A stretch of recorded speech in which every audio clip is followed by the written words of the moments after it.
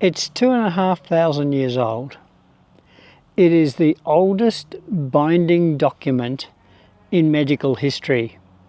It was written by Hippocrates, and it is known today as the Hippocratic Oath, the oath that every doctor takes when they complete their university study. The original manuscript was quite a lengthy document, but in essence it comes down to 3 words. You've probably heard them before.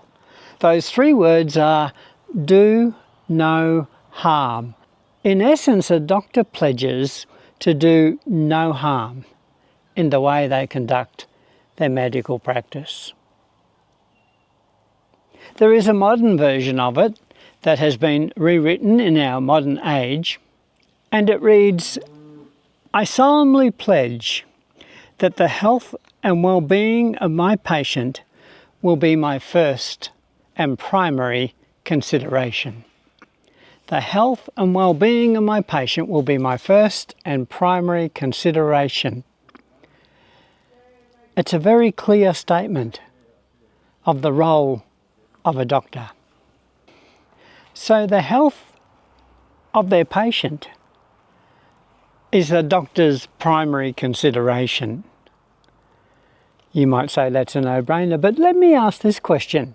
What is health? I'm planning this to be the first of 3 videos looking at this whole question of our health system and what is wrong with it and how we can fix it. So in this video today, I wanted to talk about what is health. What is it that doctors are meant to be putting first for their patient? I am then going to explore some of my ideas on what a doctor should do as a minimum to fulfill their Hippocratic Oath.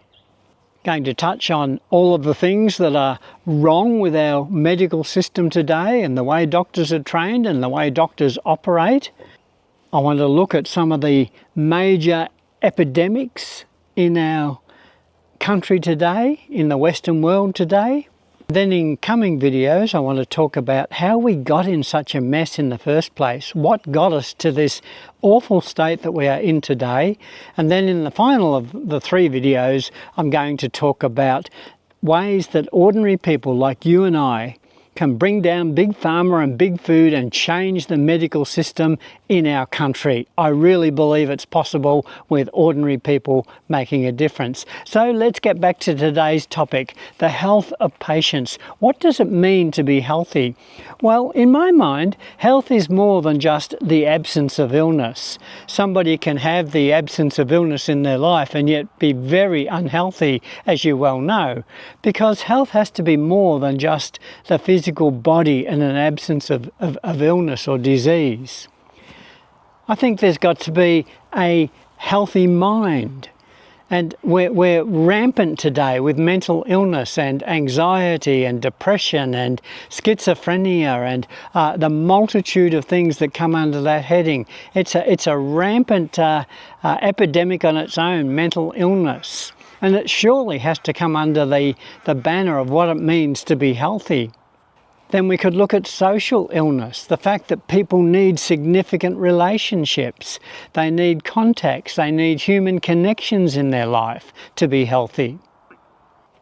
As a person of faith, I would say we need to be spiritually healthy.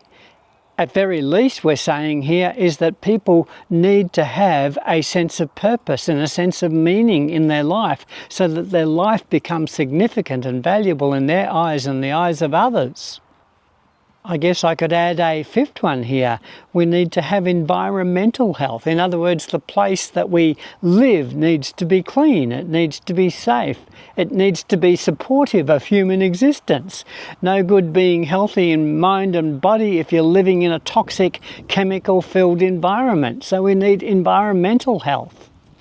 So what would a doctor who wants to follow the Hippocratic Oath, and hopefully that's all of them, I wish it was, what would that look like? What would a doctor who is committed to this oath be doing?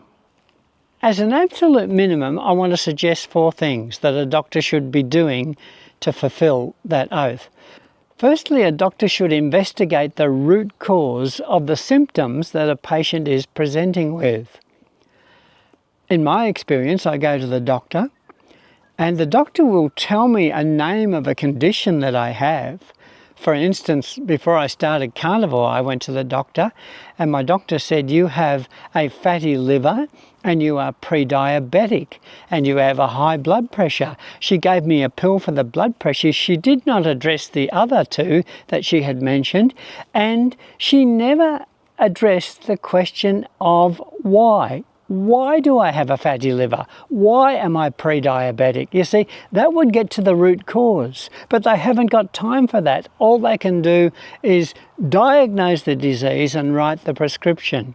They're not getting to the root cause, so they're not fulfilling their Hippocratic Oath. The second thing a doctor would need to do to fulfill their oath would be to understand nutrition, to understand stress levels in patients, to understand sleep patterns. So many of these things that come into the equation of health. And the biggest of them all is diet. What a person eats. It contributes to nearly every disease on the face of the planet. And yet, when was the last time a doctor asked you what you eat? How much sleep do you get? What stress are you under? You see, these are not doctors' questions. The doctor's questions are, what are your symptoms? Here is your tablet. You see, we have a problem, don't we? I think a third thing a doctor should do as regards the medications is that the doctor, I believe, should use medications as a last resort. When I had high blood pressure, for instance, I would have liked the doctor to say to me something like this: you have very high blood pressure. There are medications I can give you. However, I believe we could bring your medication down with a few simple lifestyle and diet changes, and then tell me what those changes were and see how I go for a number of months. If, as a last resort, it's not working, then you might look at some medication, but not as step one. It should be after you've made the other steps, after you've taken steps to let the body heal itself and to help the patient know how to do that. Surely this is the Hippocratic Oath. Surely this is what doctors should be about, but sadly they're not. They're about prescribing tablets. The Hippocratic Oath would mean that the doctor has to treat you as a whole person and not just as a symptom on their chair in their consulting room. That's the bottom line. So why don't doctors do it? Why do we get something light years apart from that when we go to see the doctor? That's a complex question, but I want to start to unpack that question a little bit. You've all been to the doctors. When you go to a doctor's surgery, what do you see? Whenever I go, I see a room that is packed with people. There's a queue of people at the counter. There's 3 receptionists on the desk madly getting people appointments and making all of the arrangements and checking people's cards and so on. It's just a madhouse, a crazy house. Every doctor's surgery I know is pleading for more doctors. They just haven't got enough doctors. And so you go in, you wait your turn, you sit with all the other sick people in the waiting room, and when you're called in, you might get 10 minutes because that's all they schedule for you. I ask you, what has a doctor got time to do in 10 minutes? All they've got time to do is to hear your story, diagnose your symptoms, and to give you a tablet. A doctor just hasn't got time to talk about lifestyle and diet and exercise and stress levels and sleep patterns, even if they had some training in that, which they don't. They just haven't got time. They're too busy. And so healthcare, the Hippocratic Oath, goes out the window. But there's bigger problems. There's a massive problem, and this is the second one I want to touch on, and that is the training that a doctor receives. You see, in my country, Australia, and I believe it's true in most Western countries, the health system has been sold. Who's it been sold to? It's been sold to Big Pharma. It really has. And the tragedy is they don't even realise they've been sold to Big Pharma. But the pharmaceutical companies have their finger in every medical pie. They have a significant role in the training of doctors. They have a significant role in the establishment of hospitals and surgeries. Their role and their influence is massive. And here's the real crux of the problem here, is that when a doctor goes into medical school, I don't think they're trained as doctors. I think they're trained as pharmacologists. In other words, they're trained to know the drugs that Big Pharma has available and what they're meant to do. That's the bulk of their training. So they make their diagnosis and they can immediately go to their vast knowledge of the pharmaceutical industry. And that's why you get a script and not a discussion about diet and lifestyle. There's a third diabolical reason that we're in such a mess, and that is that our medical system is one huge profit-making machine. Do I have to remind you that there is no money whatsoever in the medical system from healthy people? And there is no money in the medical system from dead people. Do you know where all their money is? It's in sick people. There is huge money. There are billions of dollars to be made from sick people. There is big money from medications, and there is big money to be made from medical procedures.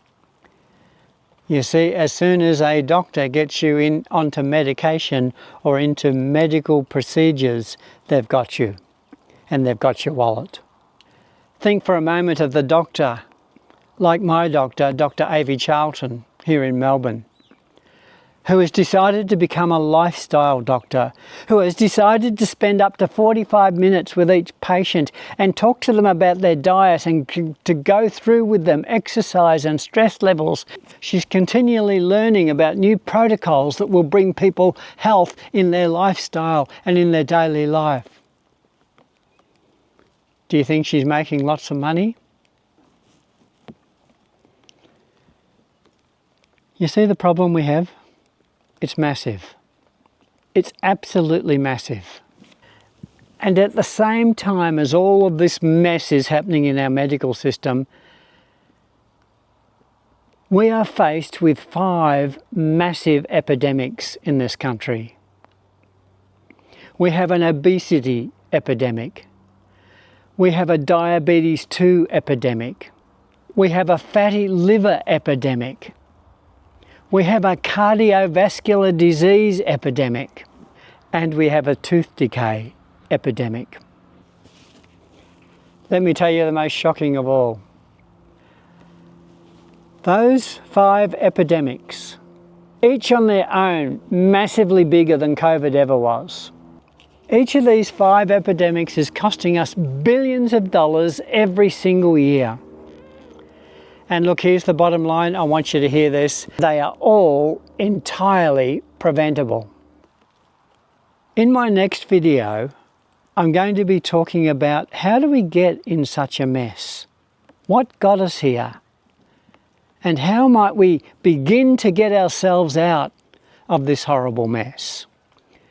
And then in the last of the 3 videos, as I said, I want to talk about how ordinary people can make a big difference. Because as black as the situation is, friends, I really believe, I'm an optimist, I believe we can change this. It will never change from the top down.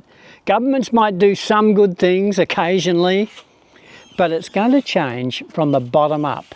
It's the only way it's going to change. People like you and me, ordinary people, stepping out, using our voice, using our influence in our circle of influence to make a real difference, and that's how it's going to change.